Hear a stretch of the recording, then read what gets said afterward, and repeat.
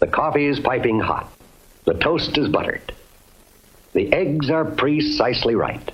But sometimes it takes more than that to thaw out a husband. It takes special attention to personal details, like taking more effective care of your breath. Why count on toothpaste alone? The most common cause of bad breath is germs in the mouth. No toothpaste is antiseptic. So no toothpaste kills germs the way Listerine antiseptic does, instantly, by millions. That's why Listerine stops bad breath 4 times better than any toothpaste. Listerine antiseptic stops bad breath 4 times better than any toothpaste. Here's a sentence that was medically accurate in 1865. The operation was a success. The patient is expected to die. Surgeons had just solved pain. Ether, chloroform, patients finally slept through the knife. And then they woke up into the most dangerous week of their lives. The man who fixed it was doubted for 20 years. He was accused of overcomplicating surgery. And today, his name is sitting in your medicine cabinet. You've probably gargled this man. Maybe you gargle dudes, but I did not. You gotta cut that one out. That's not a good. No, we don't. No. That's gonna go viral. That's funny, though. Probably not in a good way. This is Legends of Medicine. Today, Joseph Lister.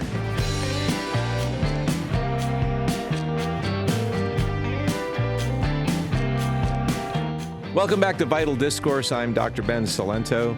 And I'm Dr. Lee Mandel. Still 2 surgeons, still 1 microphone budget. Episode 2 of Legends of Medicine, people who changed our lives through medical innovation. And if you heard episode 1, you already know today's guest of honor because he was in the last 5 minutes of it. Louis Pasteur proved that life doesn't appear. It arrives on dust, on hands, on instruments. Today, that idea walks into the operating room, and the operating room will never be the same. Quick reset on what this series is. We're profiling people whose discoveries changed not just medicine, but ordinary human life. Not laminated textbook heroes, real complicated people. We tell you what they got right, what they got wrong, and what the legend conveniently forgets.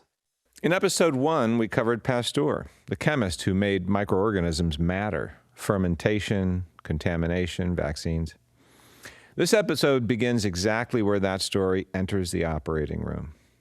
An important frame before we start. Joseph Lister was not the first person to notice that hospitals could be deadly. He wasn't even the first physician to argue that cleanliness mattered. His breakthrough was different and honestly harder.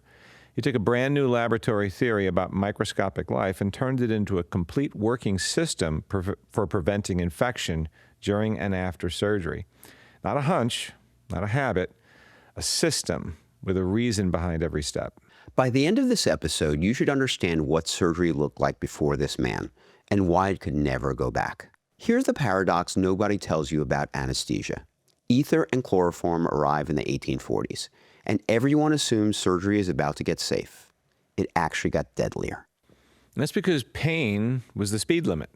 Take the pain away and surgeons could go longer, go deeper, operate more, on more patients. And every one of those operations was an open door for infection that nobody understood. More surgery, same filth. You do the math. The wards filled up with things we now only see in textbooks. Hospital gangrene, erysipelas, pyemia, septicemia. Pus was so routine that surgeons had a category of it they considered healthy. Anesthesia made surgery possible. It took Joseph Lister to make recovery possible. And that's the precise shape of the problem. The operating room had entered the era of anesthesia without entering the era of infectious control. 1 foot in the future, 1 foot in the sewer. His achievement, and hold this thought all episode, was not finding a chemical that kills germs. Chemicals were the easy part. He changed what surgeons believed their responsibility included. That's a very difficult thing to change a community's sort of group idea. Yes, especially an idea that it was held for so long. Hundreds of years, yeah. What is the value of surviving the operation if the wound kills you afterward? That's the question of this episode. So Lee, paint the picture. What did an operation actually look like before surgeons accepted that they themselves could introduce infection? Well, you walk into a surgical theater in the 1850s. The surgeon arrives in his frock coat, the operating coat. It is stiff with dried blood from previous patients, and that is not a scandal. That's a resume. The crustier the coat, the busier the surgeon, and perhaps the better the reputation. Dry cleaning's for cowards. Instruments were reused, wiped on whatever was handy, maybe rinsed. Hands washed after the operation when they're unpleasant, not before when it matters. Ligatures? The threads tying off your arteries might be dangling from the surgeon's lapel between cases, like a boutonniere.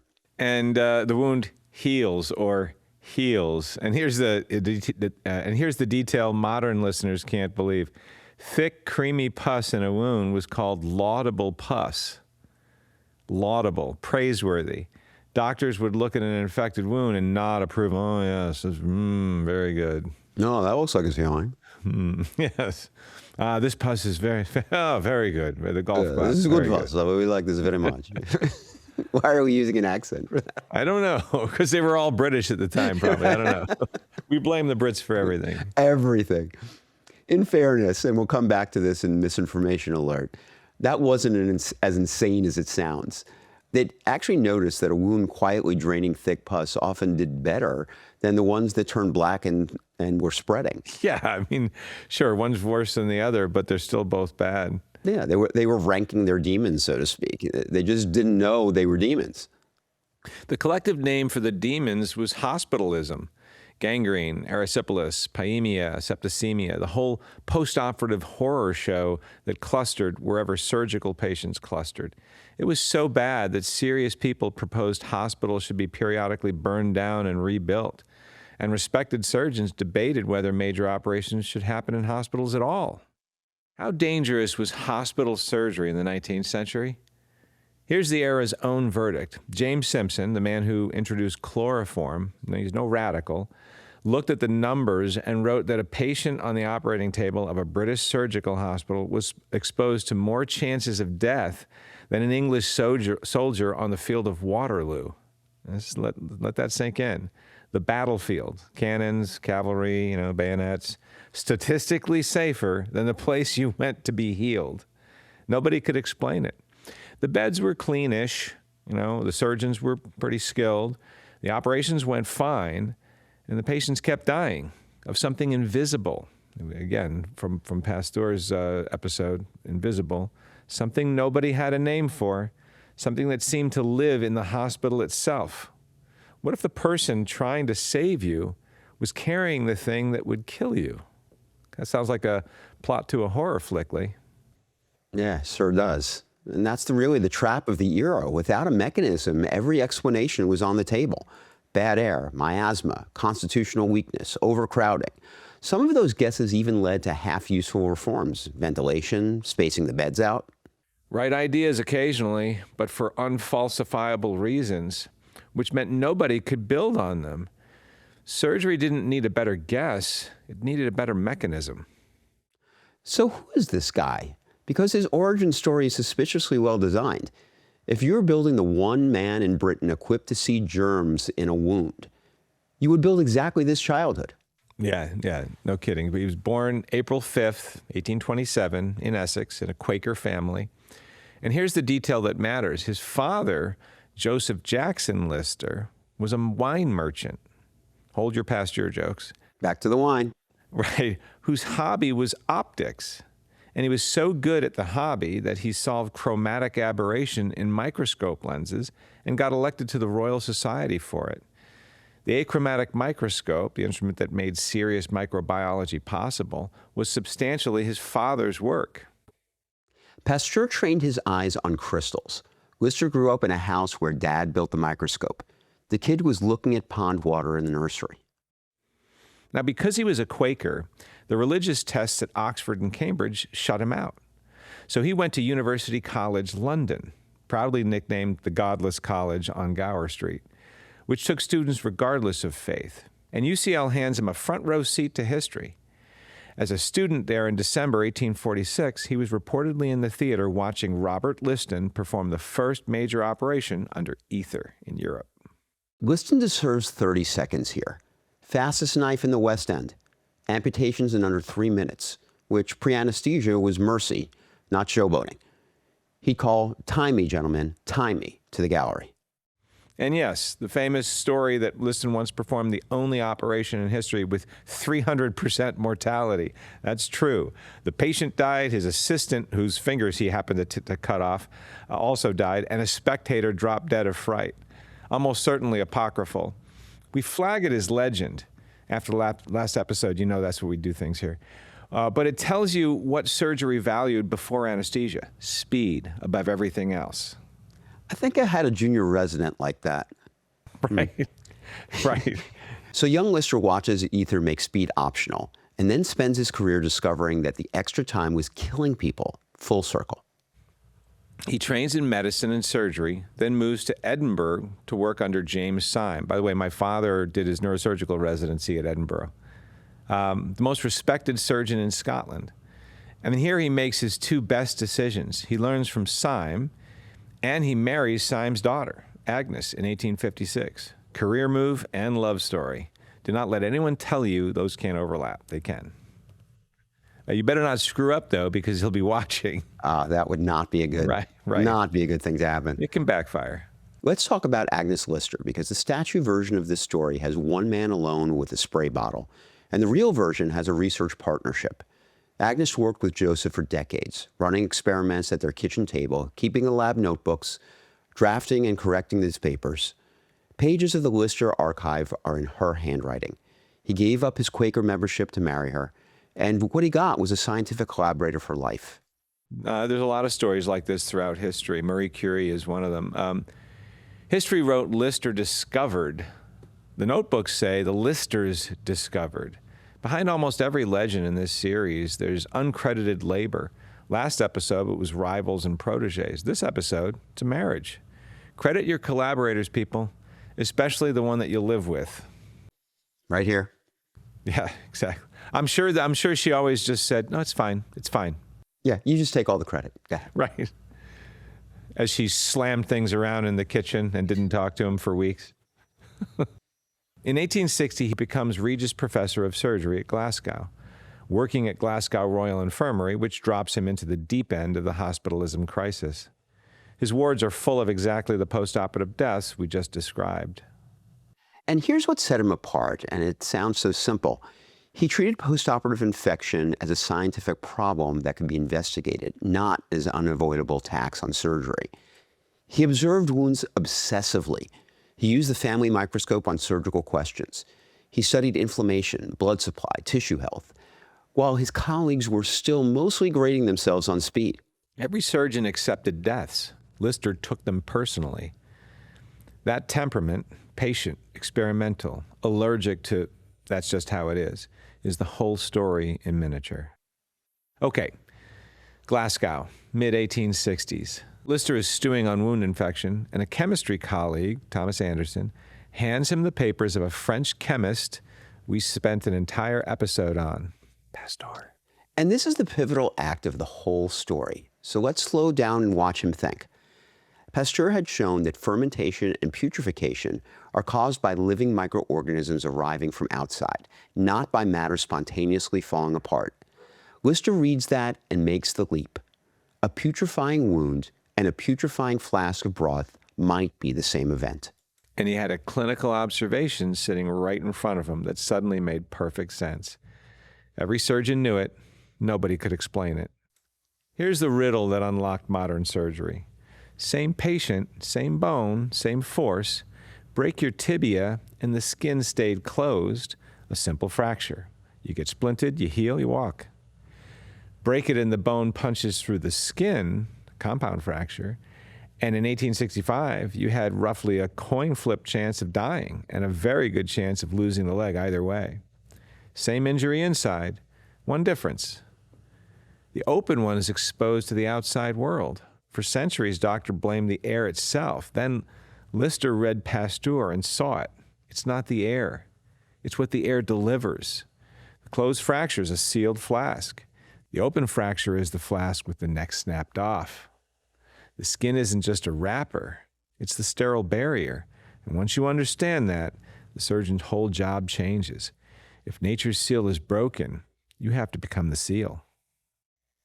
That's a genuine act of scientific translation, and I want to be precise about why. Pasteur had no surgical program. He's a chemist, arguing with other chemists about broth and wine. Lister reads it and asks the question almost nobody asks about someone else's research. What does this require me to do differently on Monday? Yeah, again, so chance favors the prepared mind. He'd been doing this so long and asking these questions of himself. When an answer presented itself to him, he was ready to receive it. The most underrated skill in medicine, then and now. Reading the literature is easy. Letting it change your hands is rare. Right, so being able to be so curious that you can look beyond what's available to you to see what other people are doing, perhaps in other industries and other areas, and to be able to have the foresight to take that and incorporate that into what you're trying to do within your industry, that's real, to me, real genius. So he needs a weapon. He can't boil a patient. The flask trick doesn't transfer. He needs something that kills microbes in a living wound. And he finds it in the least glamorous place imaginable: sewage treatment. Carbolic acid, phenol, a coal tar derivative, was being used to deodorize sewage works.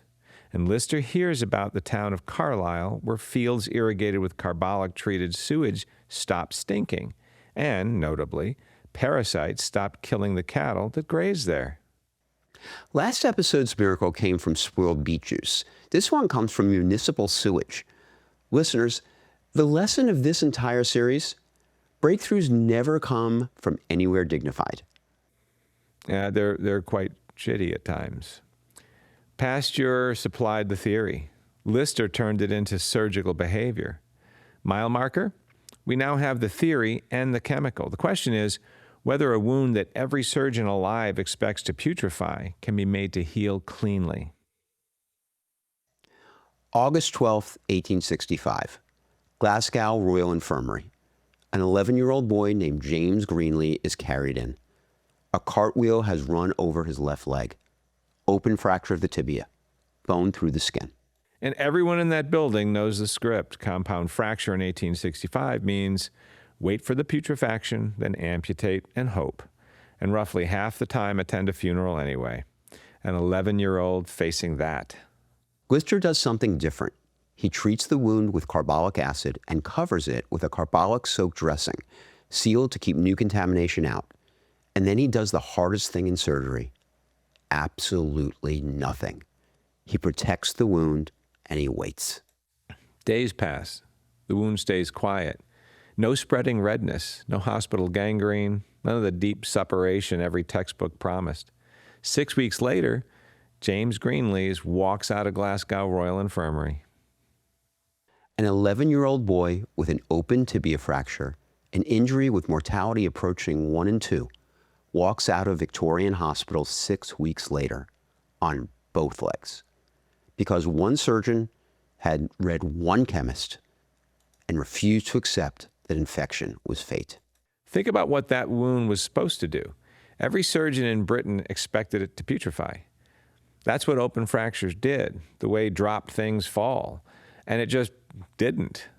One dressing at a time, Lister had proven that the deadliest complication in surgery was not a law of nature. It was a delivery, and deliveries can be refused. Cilento. I threw that in there. There you go. Now some nuance, because this is Vital Discourse and we don't do laminated miracles. The early carbolic preparations were caustic. They burned skin. They irritated everything they touched, and Lister had to repeatedly dilute and reformulate. Some patients traded infection risk for chemical burns. And the Greenlee's case was not a controlled experiment. It's one case, anecdotal, followed by a small series of compound fractures. And there's a modern wrinkle. A 2024 historical reassessment points out that several of those early patients were children who may simply have just been more physiologically resilient than adults with comparable injuries, which could have flattered the early numbers. Yeah, that doesn't mean antiseptic didn't work. It obviously did. It means we shouldn't retrofit modern trial standards to 1865 and pretend the evidence was cleaner than it was. Hold both. The recovery was real and the proof wasn't finished. What Greenlee's actually changed was the assumption. Before him, bone meets air, wound putrefies, that's nature, that's how it works. After him, maybe not. In science, maybe not is the sound of a door opening. It's the sound of minds working and things possibly changing. Now we hit the part of the story everyone gets wrong. Say Lister to anyone who's heard of him, and they picture one thing: a machine misting carbolic acid over the operating table. The famous spray. And the spray was real, and we'll get to it, because it's simultaneously iconic and the least important part of the whole story.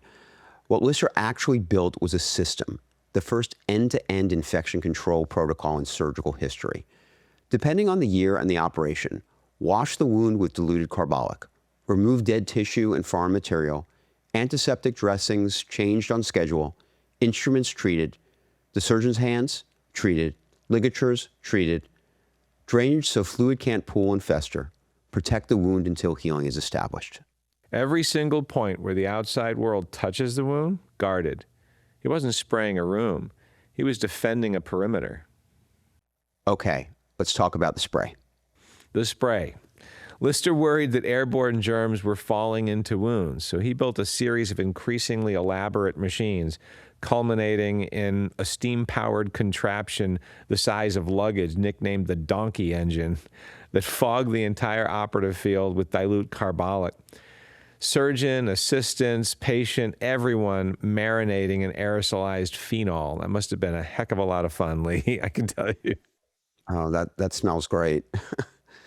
Speaking as two people who operate inside noses for a living, the mucous membranes of everyone in that theater would They must have been burning. Yeah, they'd like a word, right? Right. Eyes watering, skin cracking, lungs burning. Assistants dreaded it. Patients smelled it in their dreams. I hated that smell from the anatomy. Remember that? In the anatomy lab, you had that horrific phenol smell? And it was all in your clothes. It felt like it was in your clothes for months after you finished. You'd have a headache.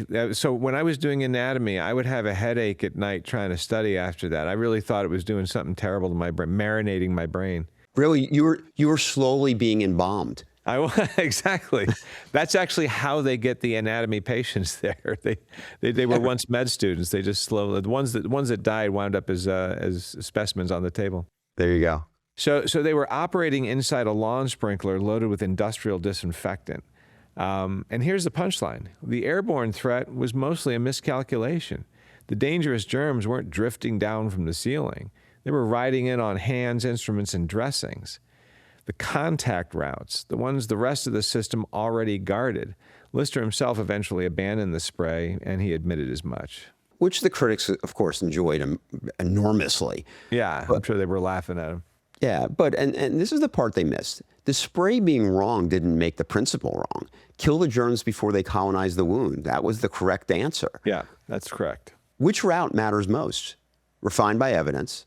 That's not a scandal. That's science doing its job. That's how science works. It's trial and error. It's people doing science want to be wrong. They want to know what the dead ends are, and they want to be directed toward. You don't pick an outcome and try to get to it. You let the evidence take you to that outcome, right? Yeah, and this may be why the foundation for how we discover new medical answers. It can be slowed down when you actually keep people from failing, right? It's the old concept of dare to fail. Well, absolutely. It's not allowed anymore. Yeah, you just look at the evidence. Remember, Viagra was a blood pressure medication. That's what they were trying to do. And when they looked at the data, they were, and then talked to the patients, they were like, well, my blood pressure was pretty high last night, but let me tell you what happened between me and my wife. And so they sort of said, well, this doesn't fix the blood pressure, but it is an erectile dysfunction med. And now it's one of the best-selling meds in history. And look how long it was used off-label before they really gave it a chance to actually do what it's used for now. Off-label use is really frowned upon, but off-label use is really how we figure these things out. Yeah, well, I mean, the people talking to the patients, be it researchers or doctors or whoever, that's where the rubber meets the road, because sometimes the data doesn't tell you everything. So 2 more pieces of the system, because they're still in your OR today. First, ligatures. The old way, silk threads tied around arteries, ends left long, dangling out of the wound so you could pull them free later. This is essentially a wick. It's a germ superhighway straight to the bloodstream. Yeah, and Lister's answer, catgut. Animal-derived, treated in carbolic, tied short and left inside the body where it's gradually absorbed as the tissue heals. He spent years tinkering with the preparation because early versions were slippery or inconsistent. But the principle, an absorbable ligature you can safely leave inside a human being, is standard in every operating on Earth today. Modern materials differ. The idea was his. Second, drainage. Let fluid escape instead of pooling into an abscess. And the drainage story comes with the best celebrity anecdote in this entire series. In 1871, Queen Victoria, the most powerful woman on the planet, has a 6-inch abscess in her underarm, and the man called in is Joseph Lister, the controversial germ guy from Glasgow. He operates under full antiseptic protocol, carbolic everything. And yes, the spray is running. What do they call it? The Donkey Kong? Kidding. The story goes, it accidentally misted the Queen directly in the face, which in that room may have been the most dangerous moment of the whole procedure. He drains the abscess, and an innovation right there at Balmoral leaves a rubber band in place so it drains as it heals. We do this all the time. The residency, you did that all the time. Yep. She recovers beautifully, and Lister told the joke himself for years afterwards. Gentlemen, I am the only man who has ever stuck a knife into the Queen and survived. Royal endorsement, 1871. It was really hard for the skeptics to argue the method was reckless quackery once it had been used on Her Majesty. Face misting notwithstanding. Oh, thank you very much. Right. I thought that the quip was going to be, he's the only one that had a money shot on the Queen's face and lived. There you go. You have to tell about it. Right, exactly. So should we do the rest of the episode in a haughty British voice? Yes, I think so. Monty Python. He's not the Messiah. He's a very naughty boy. I'm Brian. So's my wife. Right. Okay, Monty Python notwithstanding. Right. So zoom out, because this is the segment's whole point. Lister's real invention was not a chemical, and was definitely not the fog machine. It was the idea underneath all of it. Every interaction with a wound, every finger, instrument, thread, dressing, and drop of fluid must be organized around preventing microbial contamination. The equipment was a rough draft. The responsibility was the invention. So it's working on his wards. Now he has to convince a profession. 1867, Lister publishes his results in The Lancet, a series on compound fractures and abscesses, and delivers the paper with the mission statement in the title, On the Antiseptic Principle in the Practice of Surgery, explicitly grounding all of it in Pasteur's germ theory. And you have to admire the format because it's peak Lister, exhaustive case narrative. How the injury happened, exactly what the wound looked like, precisely how the dressing was prepared, concentrations, materials, timing, how often it was changed, whether separation appeared. It reads less like a victory lap and more like a recipe he's begging you to follow exactly. Because that was really the point. Success lived in the details. And the same detail became his vulnerability. Critics looked at this elaborate, constantly revised protocol and said, this is complicated. This is time-consuming. And every time we look up, he's changed it.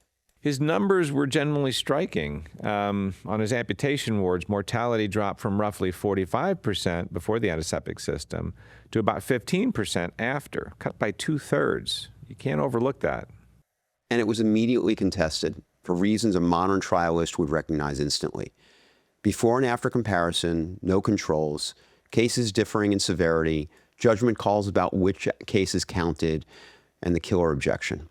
When a surgeon elsewhere tried Listerism and failed, Lister's camp could always say, "You did it wrong." And sometimes they had done it wrong, which is exactly what made the claim untestable.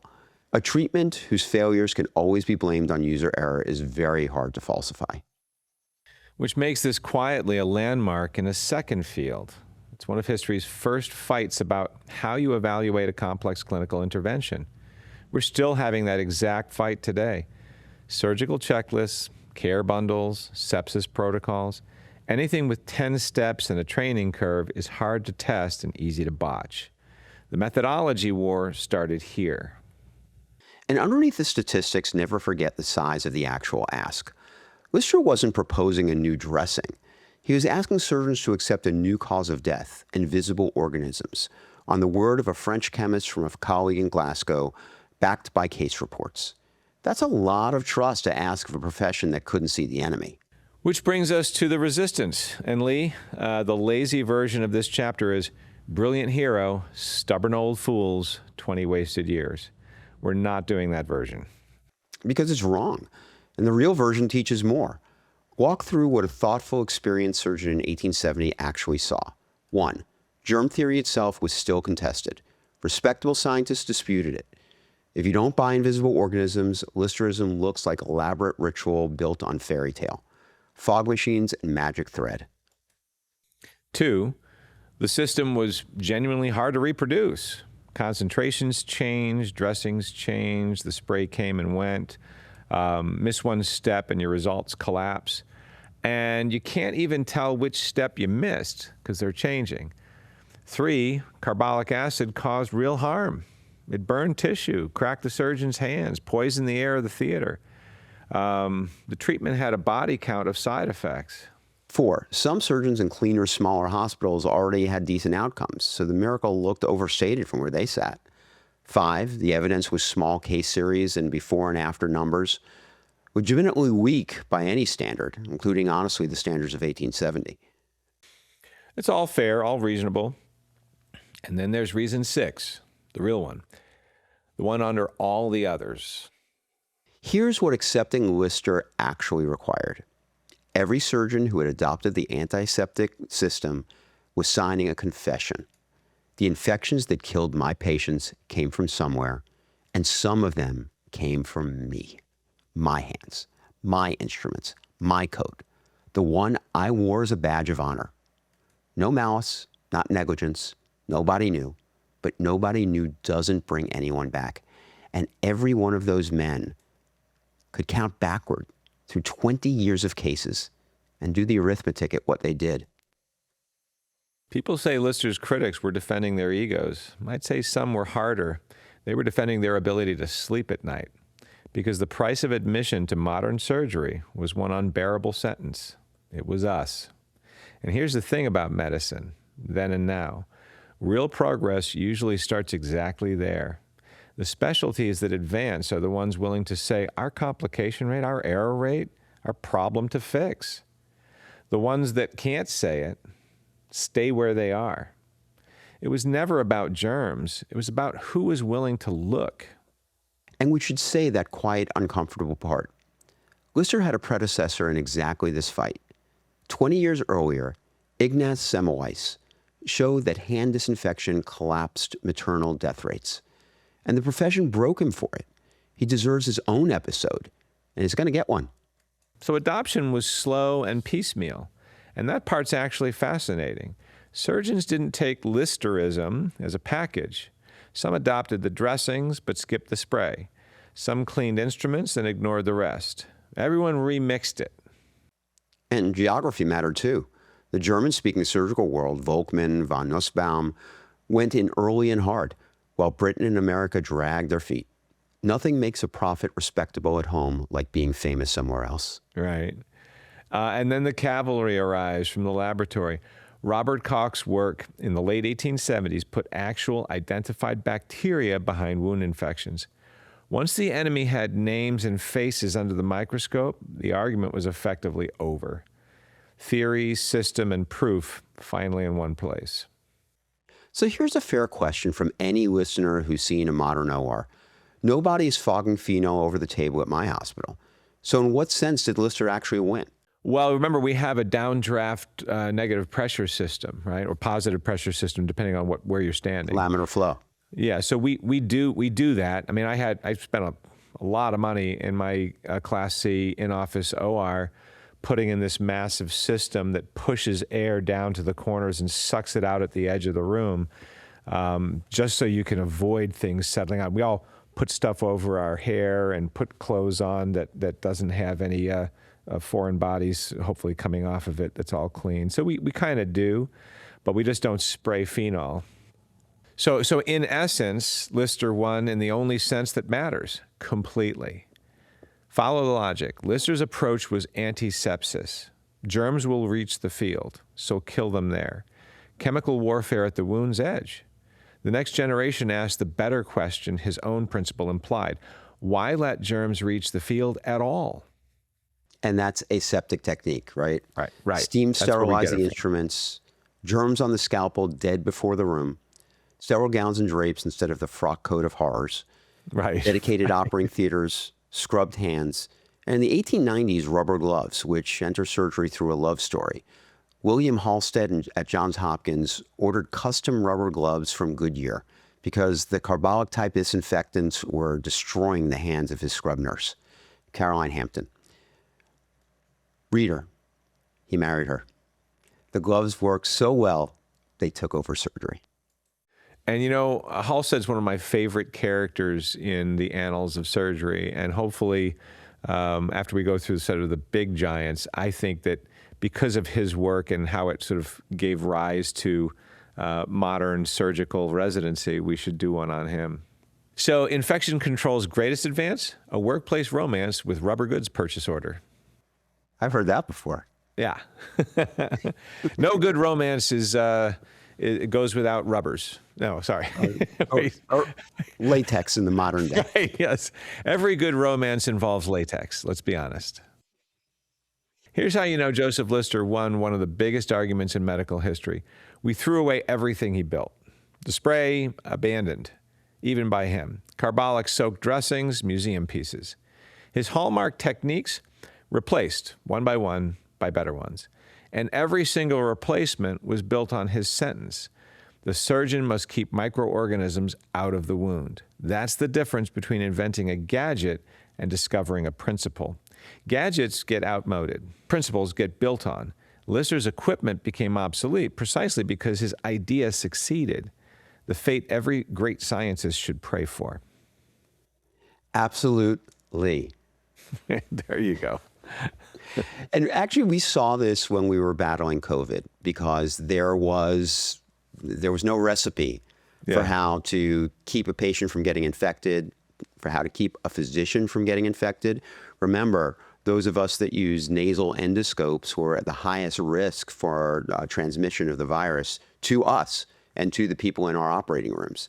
And so in our practice, one of the things that we realized, and it came from a paper that I read in England, was that betadine actually killed the virus. And so we initially started experimenting with using betadine in the nasopharynx during our surgeries. So we would coat betadine on pledgets. In yours or the patient's? Walk around with the two lollipops up your nose? Yeah, that would be weird. The patients. So we coated betadine on pledgets, which are basically these kind of cotton applicators, and placed them in the back of the nose. And while we were doing surgery, we had it there to see if we could decrease the risk of transmission. Now, that evolved over time. And what it evolved to was that prior to the patient going back to the OR, we actually had them gargling with molecular iodine. And it took steps. So those steps occurred the same way Lister's steps occurred. starting with carbolic acid, getting rid of carbolic acid. But the focus was the same thing, decreasing the germ load prior to exposure. You know, a lot of people during COVID also, myself included, because I have sinus disease, put betadine and then eventually dilute peroxide into the rinses that we used in our nose. If we ever felt like we were exposed to somebody, someone came in, they had a known COVID exposure, rinse for a couple of days with a little bit of betadine or peroxide. And it's hard to tell from a negative, right? It's anecdotal. But I mean, I had a very low burden of disease during the couple of years where COVID was running rampant through the population. So yeah, we did the same thing with molecular iodine. We had molecular iodine in a spray bottle that we would order. Do you feel like it decreased your transmission or your ability, your I guess the rate at which you might have gotten the disease? Yeah, to your point, you can't prove a negative, but it seemed that way. I mean, we remained pretty healthy. I know I knew you through the whole pandemic, and both of us remained pretty darn healthy. So, one thing I will say is that originally we read that paper and we were using betadine, and then in further investigating the use of betadine, what we found was that full concentrate betadine actually was less effective than betadine that was diluted. Diluted, yeah. And so you had to hit the sweet spot of dilution. And that's when we found a company that was actually providing molecular iodine to dentists, because dentists already kind of knew this. And they were using molecular iodine in some of their swishes for the mouth. And so we found this company, and they were using molecular iodine, and we had them basically kind of change it because it was a little acidic for the nose. We had them change the formulation and made it available to us. Yeah. But so this works in real life too. Sometimes it takes a worldwide pandemic for it to happen, but it works. Let's get the two words straight, because they're the segment in miniature: antisepsis, killing microorganisms in and around the wound, and asepsis, never let them arrive. Lister built the first so thoroughly that the second became inevitable. The carbolic fog lifted, Lee. The principle underneath it never did. Okay, the counterfactual game, the same thing we did with Pasteur. What did Lister's win actually unlock? Because before dependable infection control, the surgical menu was brutally short. Amputations, superficial lumps, trauma you couldn't ignore, and everything at maximum speed, because the longer the exposure, the deadlier the wound. Opening the abdomen effectively, reckless. The chest, the skull, a joint. Each of those cavities was a sealed flask, like Pasteur, and cracking one without infection control was Russian roulette, with most of the chambers loaded. Then contamination becomes controllable. And watch the dominoes: abdominal surgery, orthopedic reconstruction, plates and screws inside the body, which is unthinkable without infection control. Neurosurgery, thoracic surgery, entire specialties, including eventually the one Ben and I share, exist because wounds stop being lethal by default. Yeah, I mean, we operate on the oral cavity, which is colonized, and the nasal cavity, which is colonized by bacteria. Yeah, by definition, our surgeries are dirty. Yeah. And compound fractures, the injury that started this whole story, flipped from amputation by default to save the limb. James Greenlee's walking out on two legs went from miracle to protocol. That's expected now. But the deepest change is the one nobody puts on a plaque. Surgery became something you could plan. Before Lister, an operation was a desperate last resort.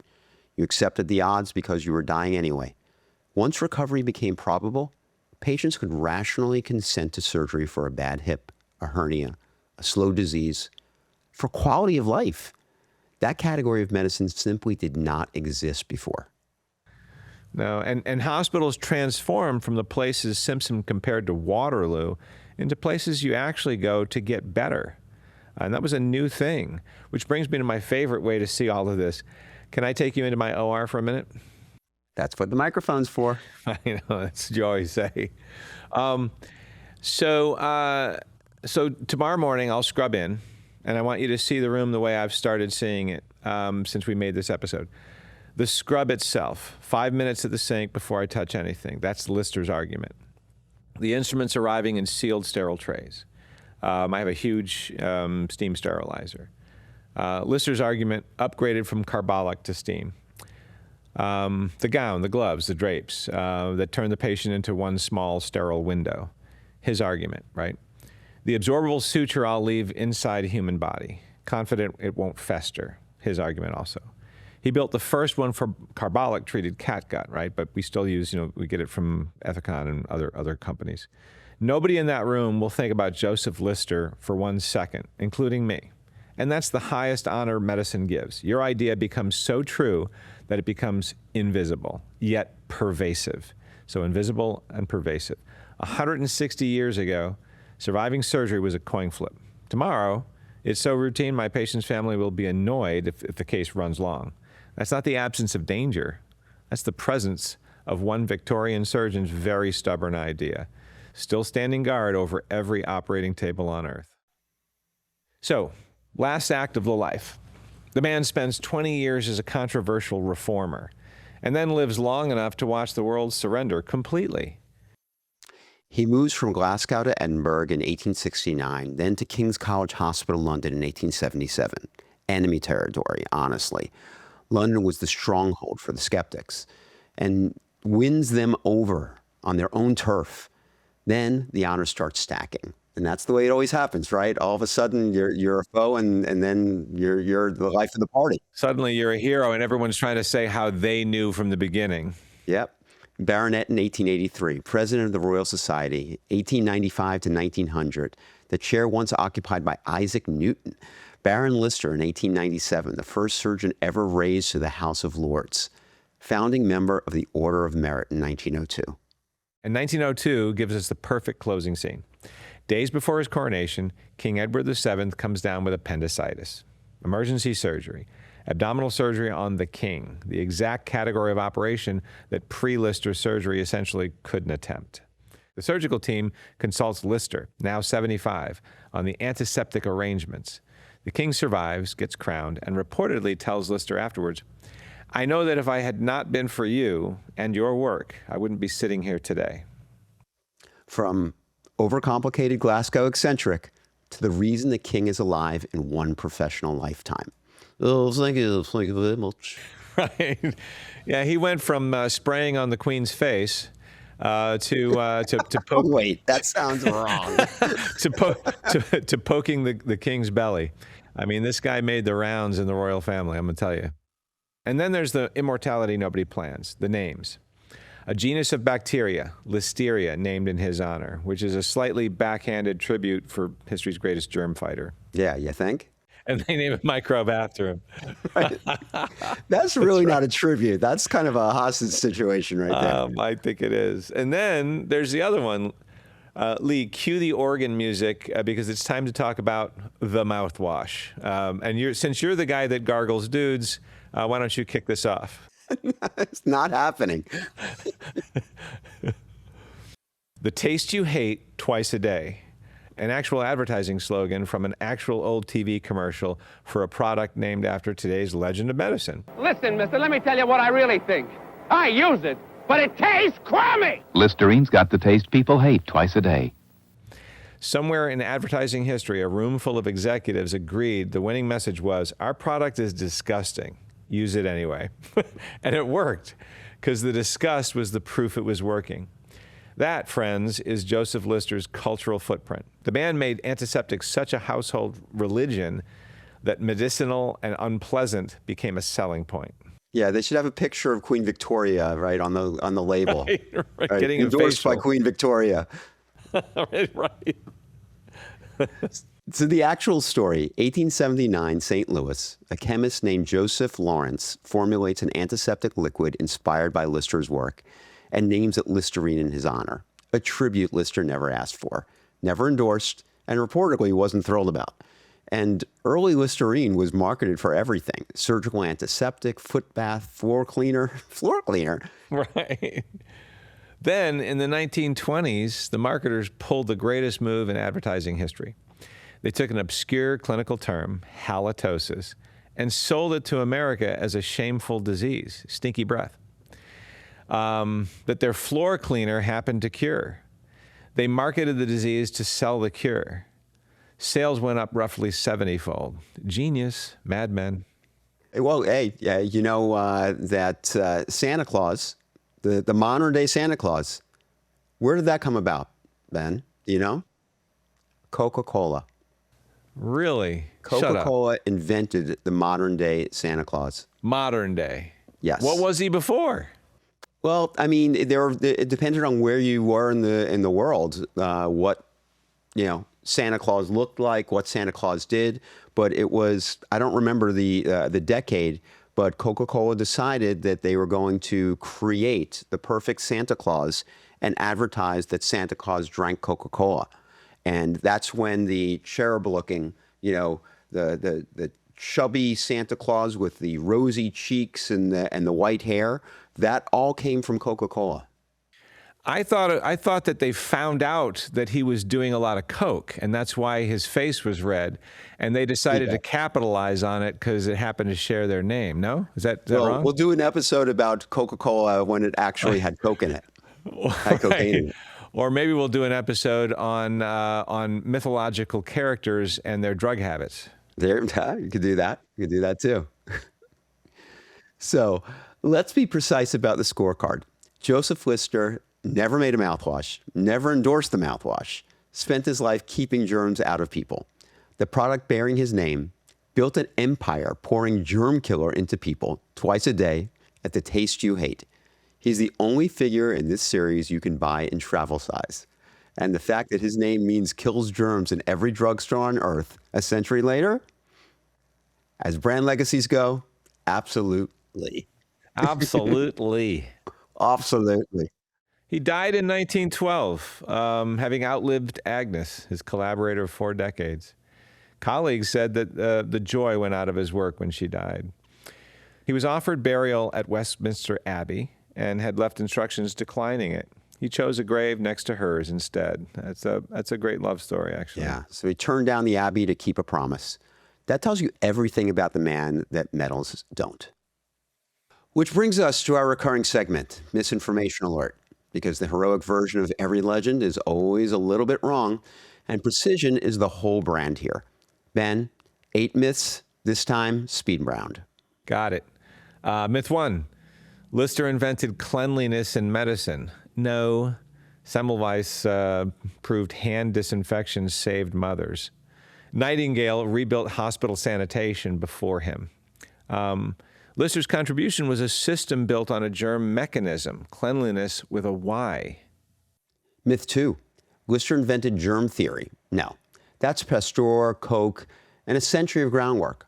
Lister translated germ theory from the flask to the operating table. Yeah, and myth 3, the carbolic spray was the great breakthrough. It wasn't. It was kind of hilarious, actually. The spray was the most photogenic and the most wrong part of the system. Even Lister abandoned it. The breakthrough was guarding every route into the wound, and that's what stuck. Exactly. Myth 4, Lister invented sterile surgery. He actually invented antiseptic surgery to kill germs. Sterile aseptic surgery came a generation later. Steam, gowns, gloves, built on his principle after his methods. Yeah, once he convinced everybody, the entire community sort of turned to and started inventing things to take it further. Which brings us to myth 5. His first cases proved it conclusively. No. Small case series, before and after numbers, no controls, and possibly flattered by resilient young patients. Compelling? Yes. Proof by modern standards? No. Both things are true at the same time. Myth 6, only ignorant surgeons resisted him. Some skeptics were wrong about the biology, but right that the evidence was thin. The protocol kept changing and carbolic caused harm. Good scientists are supposed to push back on weak data, even when the idea turns out to be true. Myth 7, doctors praised laudable pus because they wanted infection. No. It's a big fat no. They'd noticed thick local pus beat spreading gangrene and ranked the lesser evil. wrong framework, reasonable observation. They weren't stupid. They were early. Myth 8, Lister invented Listerine. He didn't make it, sell it, or endorse it. An American chemist borrowed the most trusted name in antisepsis. Lister's actual product was the modern operating room. Slightly harder to fit in a medicine cabinet. Very true. And the truth is always messier than legend, and the truth is still extraordinary. So, Joseph Lister, a Quaker kid raised at his father's microscope, who watched surgery conquer pain and then asked why patients were still dying, who read a French chemist's work on spoiled wine and heard, inside it, instructions for the operating room.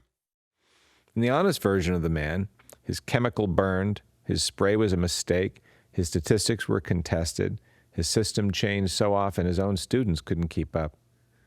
Nearly every technique he built was eventually thrown away, and it didn't matter because the principle under the techniques was right, and it rewrote the surgeon's job description permanently. The surgeon must control contamination. Anesthesia made patients still. Lister made them safe. Those two ideas together are the foundation everything in modern surgery stands on.